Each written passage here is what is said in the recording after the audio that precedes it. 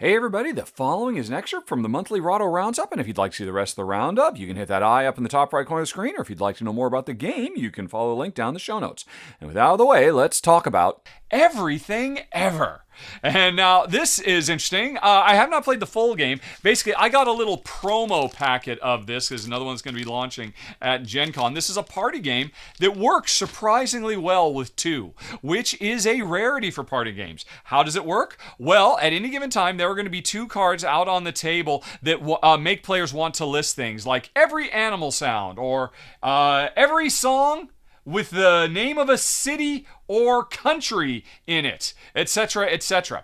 And as quick as you can, we go around the table with players trying to add to the list. Like, there was, everything, every movie series that has more than 3 in it. Like, you'd say Godfather. No, there's only 3 Godfathers. But you'd say, Nightmare on Elm Street. Well, there's more than 3. And you just keep going back and forth, back and forth. And it's amazing how fast your brain will freeze up. You know it, but other people might say the thing you were thinking of, and then it comes around and you're like, what am I going to come up with? Now, there's 2 cards you can look at. You could try for one or the other. But if you can't come up with something, you have some cards in hand as well. And you can say, I can't think of anything for either of these. And so it's like a get out of jail free card. You can play one of these cards to cover up one of the existing ones. Maybe one of the ones that your opponent is really good at and you're terrible at. And so then all of a sudden it's like every type of pie replaces, every breakfast cereal or whatever it might be. And then like, boom, okay, I'm back in it.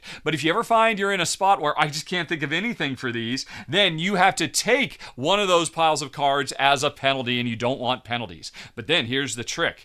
If you can come up with a word that fulfills both cards, which is hard, but sometimes it's possible, then you can jettison those penalties, or instead, you can get another card into your hand that will give you more of a safety valve.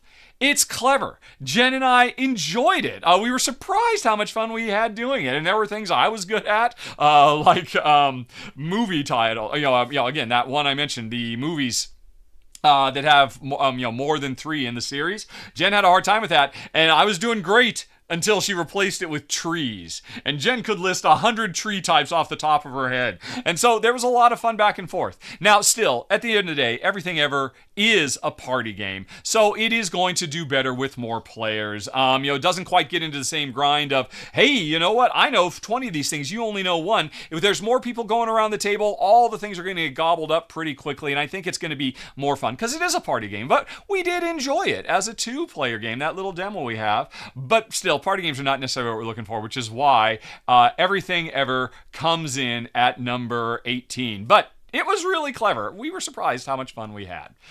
And thanks for watching, folks. If you enjoyed it, please like and subscribe. It makes a huge difference, believe me. But with that out of the way, if you'd like to see some more, over on the left, you can find a playlist of a whole bunch more Rahdo Rapid reviews.